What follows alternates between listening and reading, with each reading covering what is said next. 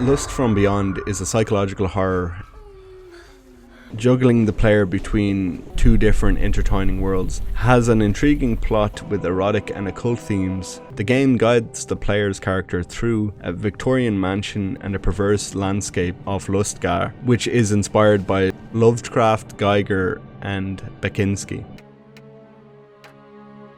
The player takes the role of Victor Holloway, an antiquarian tormented by visions of a sinister land full of lechery and pain. He tries to live a normal life and settle down with his fiancée Lily. Reeling with guilt over his actions, Victor agrees to see a psychotherapist, Dr. Charles Austerlitz, in the city of Bleakmore. Victor is late to his appointment and traverses the seemingly deserted town, attempting to find a way to contact Dr. Austerlitz. That night, Victor has another vision. He hears Amanda's voice telling him to go to her. At that point, a masked, violent man attempts to attack Victor. Victor escapes and flees throughout the town, seemingly swarmed by barbaric figures looking for him. He ends up seeking help at the Eden Theatre, where he is swiftly captured by Rhea and the Scarlet Lodge, and meets their leader, who is revealed to be Dr. Austerlitz. And then Amanda and Jonathan Moon intervene to rescue him before he falls unconscious. Victor recovers in the base of the Cult of Ecstasy, meeting the members and eventually Amanda. He is told that the cult seeks to understand Lusst'ghaa, while the Scarlet Lodge seeks to destroy all traces of it. And now they obsessively seek to destroy everything related to Lusst'ghaa. Victor is a seeing one. He is sensitive to Lusst'ghaa's energy, which makes him a coveted asset. After Victor kills a mutated lodge member, yes, Jonathan seizes Austerlitz at gunpoint. The player can then choose whether to kill Austerlitz. Back at the mansion, Amanda informs Victor that he will be inducted into the cult. Today you will become a member of the Cult of Ecstasy. The player can choose whether to kill Jonathan or banish him, after which Victor joins the cult and a 6-month time skip occurs. Half a year later, holy shit.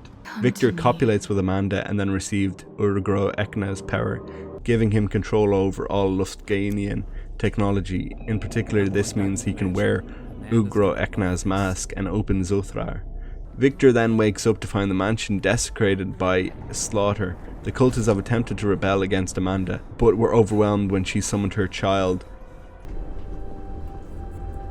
Oh, Jesus!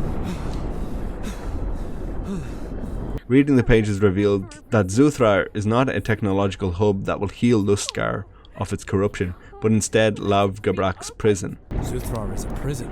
She's been lying to me. Realizes Amanda had orchestrated all the events, also she could take the mask and free Lavgabrak, who would forcefully turn Earth into another land of eternal ecstasy. Armed with a handgun, Victor confronts Amanda at Zuthrar, realizing that only he can open the gates as the god's avatar. You need me until the end. He objects to her scheming and seeks to preserve humanity from forceful conversion. Don't pretend I ever had a choice. I was your puppet. Everyone was. An enraged Amanda fights back and Victor barely manages to hold his own. Amanda tells Victor that he cannot win against her and suggests he copulate with her and open Zuthrar with her. Let's open Zuthrar together. Once he moves close to Amanda, he repeatedly stabs and kills her. Another day, another order. He returns to life as an antiquarian. He is haunted by remarks from everyone he has met. The pain of his loss becoming too much to bear, he takes the handgun and fires at himself. It's time seeing well. Absolutely. What? Jesus Christ. And then the game ends.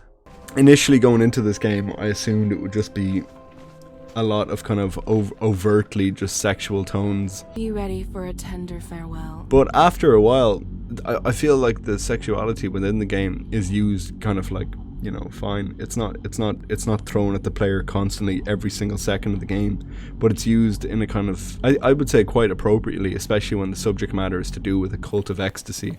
I think the game is a solid horror game with sexual tones, commenting on the idea of a cult of ecstasy in a modern society such like today, and what that would look like for an outsider to come into that and trying to understand from an outside perspective. The landscape of Lusst'ghaa was possibly the most like beautiful and disturbing part of this game. It definitely plays like a key character in and of itself. Throughout the entire game you can see that it's severely heavily inspired by Geiger, Lovecraft and Bakinski. Geiger was a Swiss artist best known for his airbrushing images of humans combined with machines in a biomechanical relationship. His most famous kind of adaptation of this kind of style was the mothership in the Alien movie. And you could see that mechanical and biological kind of forming together so perfectly that it looks like you're either, you know, you could be in a living machine. So I thought that was very cool. And H.P. Lovecraft is probably most famous for his kind of short stories, mainly being Cthulhu and Cult of Cthulhu. Refined his style of storytelling into his own mythos that involved a set of supernatural, pre-human, extraterrestrial elements. His work was inspired by and similar to previous authors such as Edgar Allan Poe, but his hallmark of his work is cosmicism, a sense that ordinary life is a thin shell over reality that is so alien and abstract in comparison that merely contemplating it would damage the sanity of the ordinary person. And then finally, Bakinski. Bakinski was a Polish painter, photographer and sculptor specializing in the field of dystopian surrealism. Bakinski made his paintings and drawings in what he called the Baroque or Gothic manner. His creations were absolutely like incredible. The best way I can describe it in modern sense is all the artwork done for the new game, The Medium, as in that everything has kind of a tint of like dusky oranges or kind of like dark yellows, and everything looks slightly demonic and a bit horrific and a bit kind of just dreary and dull, but in that it has kind of little specks of like delight in it.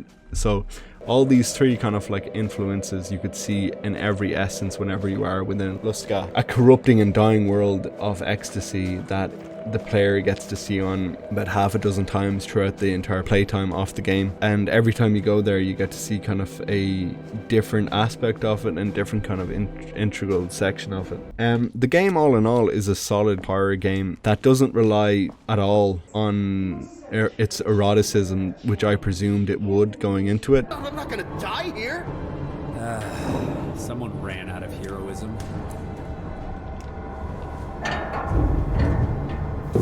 Whoa! Come on, man! Jesus! The game creates like a very fantastic tone of fear and dread. Like with most games like this, at the very initial start of the game, you're completely defenseless.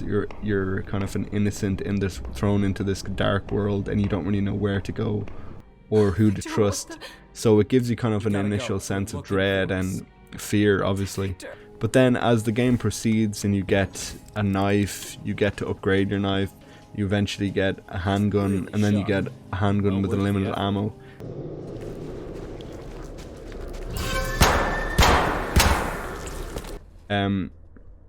The fear kind of dissipates, but what's left is just you're trying to understand the mystery here and trying to understand who is Amanda, who is Dr. Austerlitz, what is this world. And it's such an interesting world to do with this kind of colliding between these two parallel dimensions, Lusst'ghaa and Earth, and what like the physics beyond that, how to transport between the two. I just thought it was a very interesting concept, and yeah, I thought it was a good game. It looked fantastic. Like again, I think the highlight of the game was the environment of Lusst'ghaa, and yeah, rightio. Hope you enjoyed this video. Thank you for watching. Bye bye. Victor. Ogra Ekna, the great liberator. Oh man, how do I know all these names? Like, this is ridiculous. Victor learns. Oh, Jesus!